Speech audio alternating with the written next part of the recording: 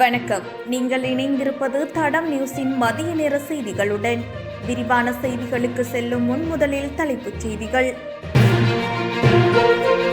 ஆஸ்விஸ்ம நலன்புரி திட்டம் நிறுத்தப்படுவதாக போலி செய்தி. நலன்புரி நன்மைகள் சபை தெரிவிப்பு.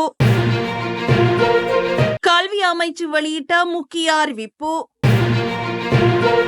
படிப்படியாக நிலை பெற்று வரும் தென்மேற்கு பருவமழை. நாட்டில் இன்றும் பலத்த காற்றுடன் மழை. மாணவன் நீரில் மூழ்கி மரணம். வாழைச்சேனையில் துயரம். யாழில் மர்மமான முறையில் உயிரிழந்த இளைஞன். நடந்தது என்ன? நாட்டிற்கு படையெடுக்கும் வெளிநாட்டு சுற்றுலா பயணிகள். தொடர்பான விரிவான செய்திகள். இலங்கையில் குறைந்த வருமானம் பெறும் குடும்பங்களுக்கான நலத்திட்ட உதவிகள் மே மாதம் முதல் நிறுத்தப்படும் என சமூக ஊடகங்களில் பரவும் செய்தி தவறானது என நலன்புரி நன்மைகள் சபை தெரிவித்துள்ளது. அறிக்கையொன்றின் மூலம் இந்த விடயம் தெரிவிக்கப்பட்டுள்ளது. ஆரம்பத்தில் நாடாளுமன்றத்தால் நிறைவேற்றப்பட்ட ஆஸ்விஸ்ம நல பயனாளி திட்டம் இடைநிலை பிரிவிற்கு மட்டுமே பணம் செலுத்துவதற்கு அங்கீகரிக்கப்பட்டது. பின்னர் அரசாங்கத்தால் எடுக்கப்பட்ட முடிவின்படி இந்த வகைக்கான தொடர்புடைய கட்டணம் டிசம்பர் 2024 மற்றும் மார்ச் 2025 வரை நீடிக்கப்பட்டது. அதை மீண்டும் ஏப்ரல் வரை நீட்டிக்க அரசாங்கம் முடிவு செய்தது என தெரிவிக்கப்பட்டுள்ளது.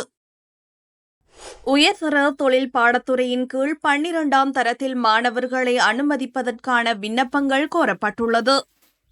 குறித்த விடயம் கல்வி, உயர்கல்வி மற்றும் தொழிற்கல்வி அமைச்சு வெளியிட்டுள்ள அறிக்கையில் தெரிவிக்கப்பட்டுள்ளது. அந்த அறிக்கையில் இந்த வருடம் முதல் 608 பாடசாலைகளில் தொழிற்பாடத்துறை பிரிவு செயல்படுத்தப்படும் என்று அமைச்சு அறிவித்துள்ளது.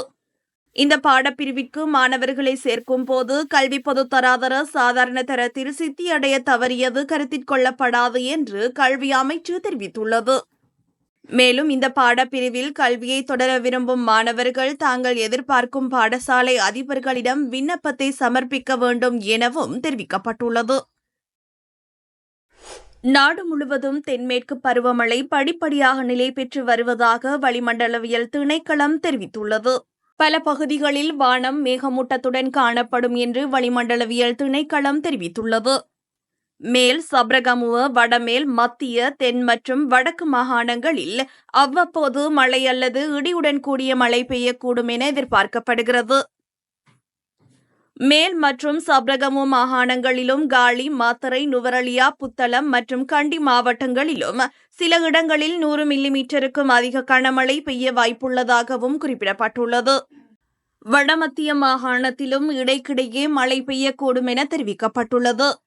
நாட்டின் ஏனைய பகுதிகளில் மாலை அல்லது இரவு நேரங்களில் மழை அல்லது இடியுடன் கூடிய மழை பெய்யக்கூடும் என்றும் எதிர்வு கூறப்பட்டுள்ளது. வடமேல், வடமத்திய, வடக்கு மற்றும் தென் மாகாணங்களிலும் திருகோணமலை மாவட்டத்திலும் அவ்வப்போது மணித்தியாலத்துக்கு மணிக்கு 30 தொடக்கம் 40 கிலோமீட்டர் வேகத்தில் பலத்த காற்று வீசக்கூடும். இடியுடன் கூடிய மழை பெய்யும் வேளைகளில் அப்பிரதேசங்களில் தற்காலிகமாக பலத்த காற்றும் வீசக்கூடும்.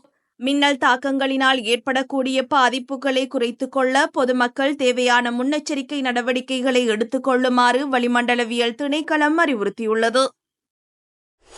பாடசாலை மாணவன் ஒருவன் நீரில் மூழ்கிய நிலையில் சடலமாக மீட்கப்பட்டுள்ளதாக போலீசார் தெரிவித்தனர். இச்சம்பவம் நேற்று ஞாயிற்றுக்கிழமை வாழைச்சேனை போலீஸ் பிரிவிற்குட்பட்ட சந்தியாற்று பகுதியில் இடம்பெற்றுள்ளது. நண்பர்களுடன் சேர்ந்து சந்தியாற்று நீரோடையில் குளித்துக் கொண்டிருக்கும் போதே மாணவர் நீரில் மூழ்கி மரணமடைந்துள்ளதாக விசாரணைகளின் போது தெரியவந்துள்ளது. இவ்வாறு மரணமடைந்தவர் ஓட்டமாவடி தேசிய பாடசாலையில் உயர்தரத்தில் கணித பிரிவில் கல்வி கற்று வரும் மாணவன் என அடையாளம் காணப்பட்டுள்ளார். சம்பவம் தொடர்பான மேலதிக விசாரணைகளை வாழைச்சேனை போலீசார் மேற்கொண்டு வருகின்றனர். யாழில் இளைஞர் ஒருவர் மர்மமான முறையில் உயிரிழந்துள்ளார்.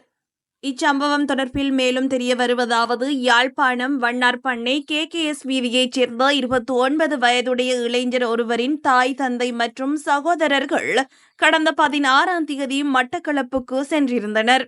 இந்நிலையில் குறித்த இளைஞனும் அவரது சகோதரரும் மட்டுமே வீட்டில் இருந்துள்ளனர்.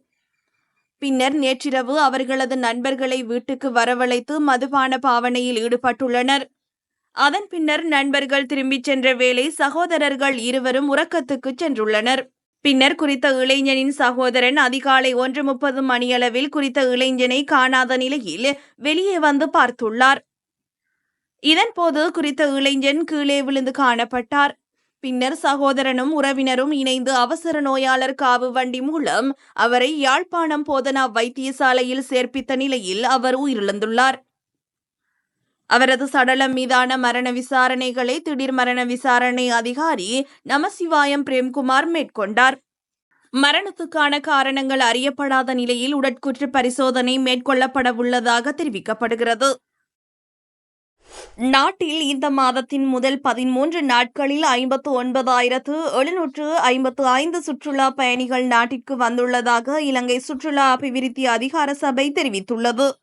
இந்தியா, ஜெர்மனி, பிரிட்டன், சீனா, ஆஸ்திரேலியா, பங்களாதேஷ், பிரான்ஸ் மற்றும் ரஷ்யாவிலிருந்தே பெருமளவான சுற்றுலா பயணிகள் நாட்டிற்கு வருகை தந்துள்ளனர்.